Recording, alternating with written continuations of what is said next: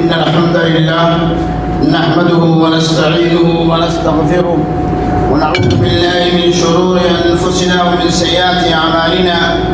من يهده الله فلا مضل له ومن يضلل فلا هادي له، وأشهد أن لا إله إلا الله وحده لا شريك له، وأشهد أن محمدا عبده ورسوله. أما بعد، فإن خير الحديث كتاب الله، وخير الهدي هدي محمد صلى الله عليه وسلم، وشر الأمور محدثاتها، وكل محدثة بدعة، وكل بدعة ضلالة، وكل ضلالة في النار. أعوذ بالله من الشيطان الرجيم. بسم الله الرحمن الرحيم. يا أيها الذين آمنوا لا تأكلوا الربا أضعافا مضاعفة واتقوا الله لعلكم تفلحون. واتقوا النار التي أعدت للكافرين. معزز سامعین کرام، حاضرین جمعہ، آج بتاریخ 27 اگست سن 2021 عیسوی 19 محرم 1443 ہجری کے اس خطبہ جمعہ میں میرا عنوان ہے سود کی حرمت اور اس کی تباہ کاریاں. اولاً تمام تعریف اللہ رب العالمین کے لیے لائق ذبح ہے، جو ساری کائنات کا خالق اور مالک، جس نے ہم سب کو عدم سے وجود بخشا اور تمام نعمتوں سے اللہ رب العالمین نے ہم سب کو نوازا. درود السلام نازل ہو تمام انبیاء کرام پر، اور خصوصیت کے ساتھ ہمارے آخری نبی جناب محمد رسول اللہ صلی اللہ علیہ وسلم پر.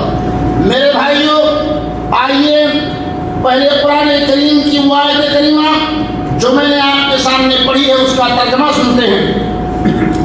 اللہ رب العالمین اس آیت کریمہ کے اندر ارشاد فرماتے ہیں، سورہ آل عمران کی آیت نمبر 130 اور 131 کے اندر، یا ایھا الذین آمنوا لا تأکلوا الربا اضعافا مضاعفہ واتقوا اللہ لعلکم تفلحون واتقوا النار التي اعدت للکافرین. اے ایمان والو، کئی گنا بڑھا کر سود نہ کھاؤ اور اللہ سے ڈرتے رہو تاکہ تم فلاح پاؤ، اور اس آگ سے ڈرو جو کافروں کے لیے تیار کی گئی ہے، اور اللہ اور رسول کی اطاعت کرو تاکہ تم پر رحم کیا جائے. وَأَطِيعُوا اللَّهَ وَالرَّسُولَ لَعَلَّكُمْ تُرْحَمُونَ. میرے بھائیوں، سود کی تعریف، سود کو عربی زبان میں ربا کہتے ہیں. سود کو عربی زبان کے اندر ربا کہتے ہیں، جس کے لغوی معنی ہے پروان چڑھنا اور بلندی کی طرف جانا ہے. اور شرعی اصطلاح میں ربا سود کی تعریف یہ ہے کہ کسی کو اس شرط کے ساتھ رقم ادھار دینا کہ واپسی کے وقت وہ کچھ رقم زیادہ لے گا، اسے کہتے ہیں سود. مثلا کسی کو سال یا 6 ماہ کے لیے آپ نے 100 ریال قرض دیے تو اس سے یہ شرط کر لی کہ وہ 100 ریال کے بدلے جب وہ واپس کرے گا تو 120 ریال لے گا. مہلت کے عوض یہ جو 20 ریال لے گا یہ سود ہے. یہ جو 20 ریال زیادہ لے گا یہ سود ہے. میرے بھائیوں، سود کی حرمت کے تعلق سے اللہ رب العالمین کا فرمان، یا ایھا الذین آمنوا اتقوا اللہ وذروا ما بقی من الربا ان کنتم مؤمنین فإن لم تفعلوا فأذنوا بحرب من اللہ ورسولہ.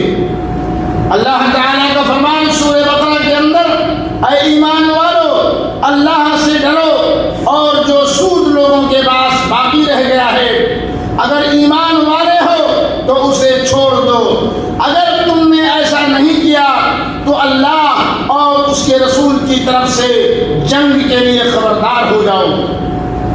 پھر اللہ رب العالمین کا ارشاد، یا ایھا الذین آمنوا لا تأکلوا الربا اضعافا مضاعفہ واتقوا اللہ لعلکم تفلحون واتقوا النار التي اعدت للکافرین وأطیعوا اللہ والرسول لعلکم ترحمون. اے ایمان والو، والوں کئی گنا بڑھا کر سود نہ کھاؤ اور اللہ سے ڈرتے رہو تاکہ تم فلاح پاؤ، اور اس آگ سے ڈرو جو کافروں کے لیے تیار کی گئی ہے، اور اللہ اس کے رسول کی اطاعت کرو تاکہ تم پر رحم کیا جائے۔ حجۃ الوداع کے موقع پر جس میں تقریباً سارے صحابہ کرام عرب کے چپے چپے سے، عرب کے کونے کونے سے امڑ آئے تھے، اس میں بھی خصوصیت کے ساتھ آپ نے تجارتی اور مہاجنی ہر طرح کے سود کی حرمت کا اعلان فرمایا۔ سن لو، جاہلیت کی ہر چیز میرے پاؤں تلے روک دی گئی اور جاہلیت کا سود ختم کر دیا گیا، اور ہمارے سود میں سے پہلا سود جسے میں ختم کر رہا ہوں وہ عباس بن عبد المطلب کا سود ہے۔ اب یہ سارا سود ختم ہے۔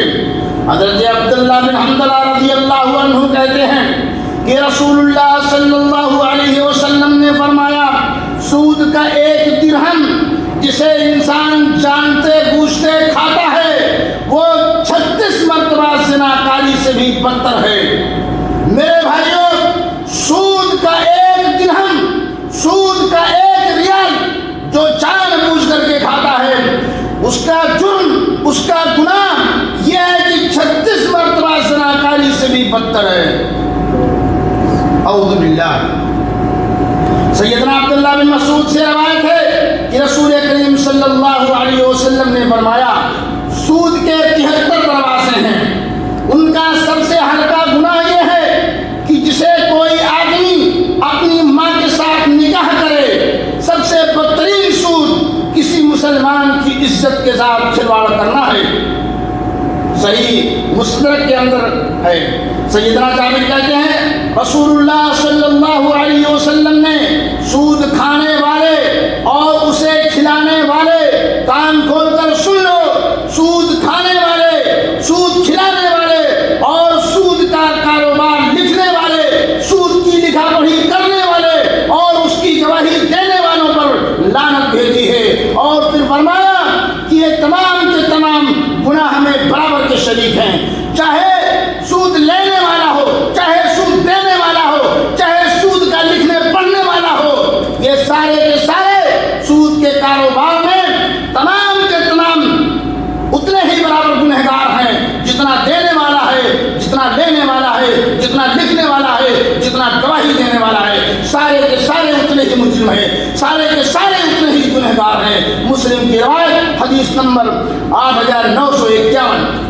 سیدنا عبداللہ بن عباس کہتے ہیں کہ رسول اللہ صلی اللہ علیہ وسلم نے فرمایا، جس گاؤں میں زنا اور سود رواج پا گیا تو وہاں کے باشندوں نے اپنے اوپر اللہ کے عذاب کو حلال کر لیا۔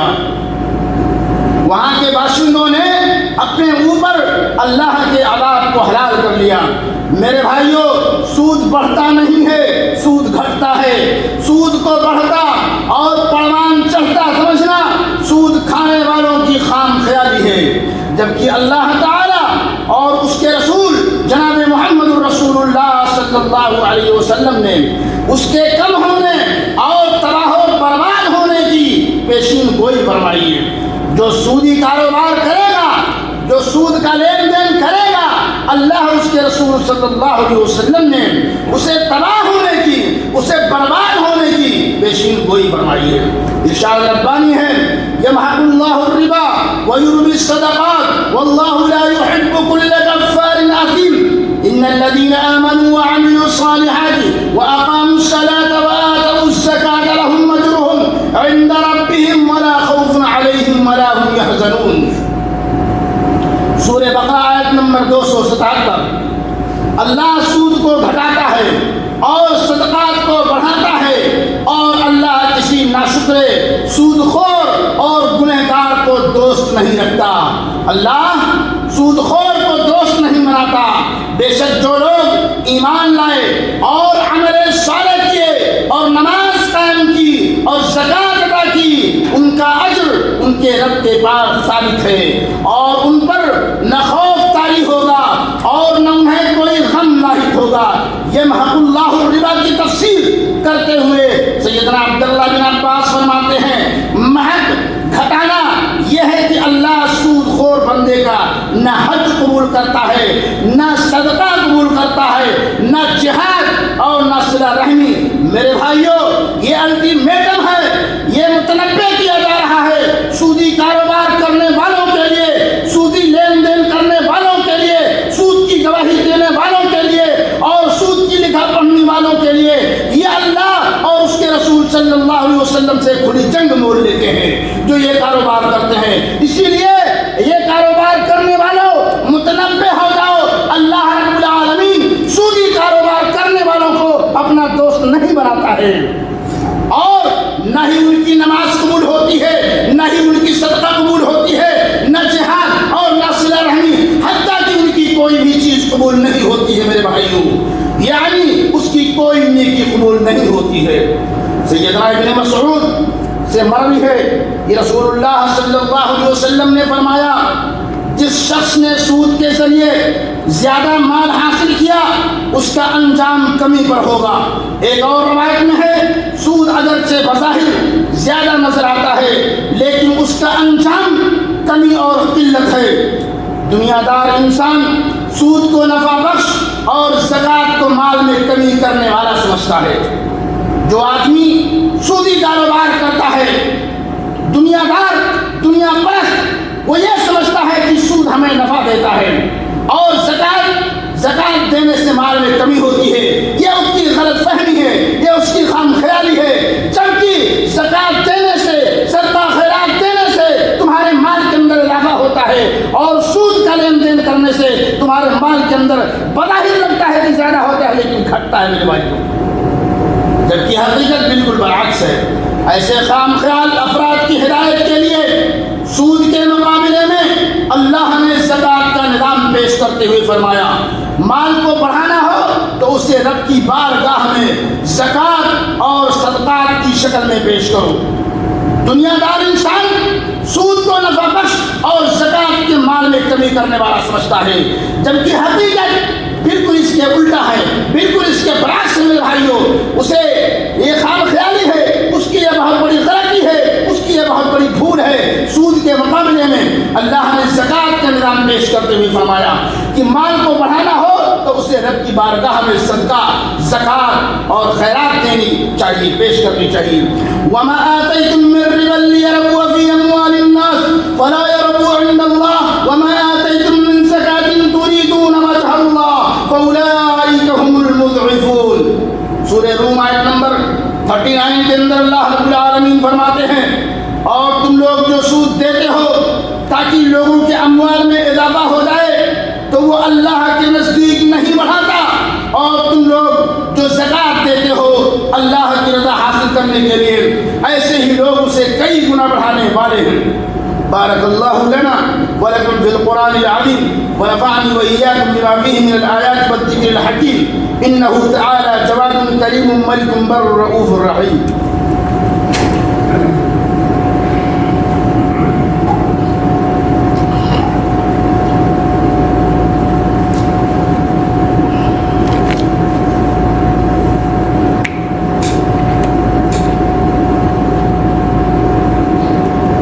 لله على إحسانه والشكر له على توفيقه وامتنانه، وأشهد أن لا إله إلا الله وحده لا شريك له تعظيما لشانه، وأشهد أن محمدا عبده ورسوله، أما بعد۔ سود کھانے والوں کی حالت ذات قیامت کے دن سود خور ایک خاص صفت سے دوچار ہوں گے جس سے لوگوں کو پتہ چل جائے گا کہ یہ دنیا میں سود کھاتے تھے۔ ارشاد باری تعالی ہے، الذین یأکلون الربا لا یقومون الا کما یقوم الذی یتخبطہ الشیطان من المس، ذلك بأنهم قالوا إنما البيع مثل الربا وأحل الله البيع وحرم الربا، فمن جاءه موعظة من ربه فانتهى فله ما سلف وأمره إلى الله ومن عاد فأولئك أصحاب النار هم فيها خالدون۔ سورہ بقرہ آیت نمبر 275 کے اندر اللہ رب العالمین فرماتے ہیں، جو لوگ سود کھاتے ہیں ان کے تعلق سے میرے بھائیوں، جو لوگ سود کھاتے ہیں وہ اپنی قبروں سے ایسے اٹھیں گے جس طرح وہ آدمی جسے شیطان اپنی اثر سے دیوانہ بنا دیتا ہے، یہ سزا انہیں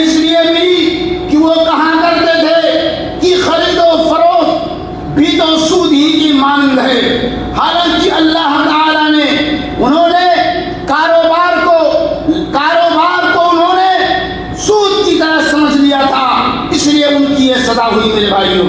بس جس کے پاس اس کے رب کی نصیحت پہنچ گئی اور وہ سود لینے سے باز آ گیا تو ماضی میں جو لے چکا ہے وہ اس کا ہے اور اس کا معاملہ اللہ کے حوالے ہے، اور جو اس کے بعد لے گا تو وہ لوگ جہنمی ہوں گے، اس میں ہمیشہ کے لیے رہیں گے۔ یعنی اگر انہیں بتا دیا گیا کہ بھائی یہ سودی کاروبار ہے اسے بند کرو تو نہیں جانتے تھے، لا علمی میں ایسا کر لیا تو یہ معاملہ پچھلے جو سود کا کاروبار کیا، لین دین کیا، وہ تو اس کا ہے، لیکن بتانے کے بعد اگر وہ رک گیا تو اس کا معاملہ جو ہے اللہ رب العالمین کے حوالے ہے میرے بھائیوں۔ سیدنا عوف بن مالک سے مروی ہے کہ رسول اکرم صلی اللہ علیہ وسلم نے فرمایا تم ان گناہوں سے بچو جو بغیر توبہ کے بخشے نہیں جاتے۔ خیانت، نمبر 1 خیانت، جس نے کسی چیز میں خیانت کی اس چیز کے ساتھ اسے قیامت کے دن حاضر کیا جائے گا۔ نمبر 2 سود خوری، اس لیے کہ جو شخص سود کھائے گا قیامت کے دن پاگل شخص کی طرح جھومتے ہوئے اٹھے گا۔ پھر اس نے یہ آیت تلاوت فرمائی میرے بھائیوں، جو لوگ سود کھاتے ہیں وہ اپنی قبروں سے ایسے اٹھیں گے جس طرح وہ آدمی جسے شیطان اپنی اثر دیوانہ بنا دیتا ہے۔ سود خوری ایک ایسا سنگین جرم ہے کہ عالم برزخ اور قبر میں بھی عذاب کا باعث ہوگا اور آخرت میں بھی موجب سزا ہوگا۔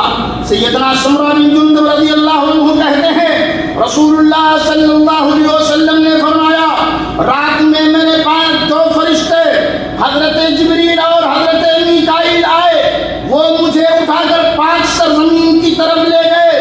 آپ نے کئی چیزیں ملاحظہ فرمائیں جن میں ایک چیز یہ بھی تھی کہ آپ نے ایک خون کا دریا دیکھا جس میں ایک آدمی تیر رہا ہے، اس نہر کے ایک کنارے ایک آدمی کھڑا ہے، اس کے پاس پتھروں کا ایک ڈھیر ہے۔ خون کے دریا میں جو آدمی ہے وہ کوشش کرتا ہے کہ اس دریا سے باہر نکل جائے، لیکن جب وہ کنارے کے قریب آتا ہے تو کنارے پر کھڑا شخص اس کے منہ پر زور سے پتھر مار دیتا ہے، پھر وہ شخص خون کے دریا کے وسط میں چلا جاتا ہے۔ پھر وہ کوشش کرتا ہے کہ باہر نکل جائے، لیکن کنارے پر کھڑا ہوا شخص اس کے منہ پر پھر زور سے ایک پتھر مارتا ہے۔ اس کے ساتھ مسلسل یہی سلوک ہو رہا ہے۔ رسول اللہ صلی اللہ علیہ وسلم فرماتے ہیں میں نے ان دونوں سے پوچھا اس آدمی کی یہ سزا کیوں مل رہی ہے؟ غور سے سنو میرے بھائیوں، میں نے ان دونوں سے پوچھا اس آدمی کو یہ سزا کیوں مل رہی ہے تو انہوں نے جواب دیا یہ سود خور ہے، سودی کاروبار کیا کرتا تھا اس لیے اس کو یہ سزا مل رہی ہے۔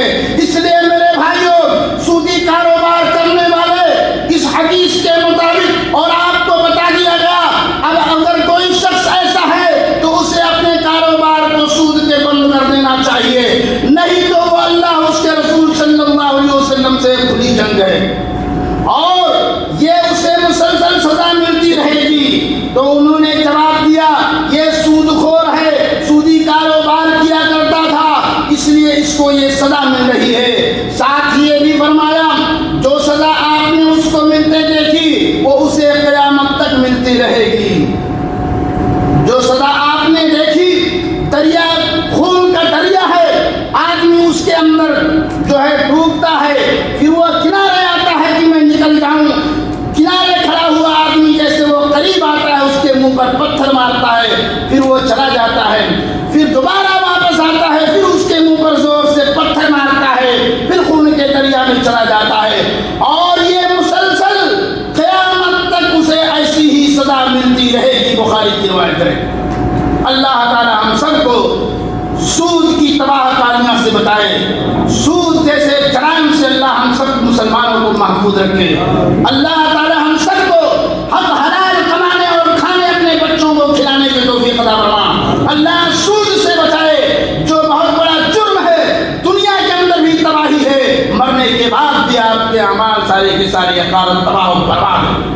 اللہ تعالی ہم سب کو سود کی تباہ کاریاں اور اس کی ہلاکت خیزیوں سے اللہ محفوظ رکھے، آمین۔ اے اللہ ہم میں سے تمام مسلمان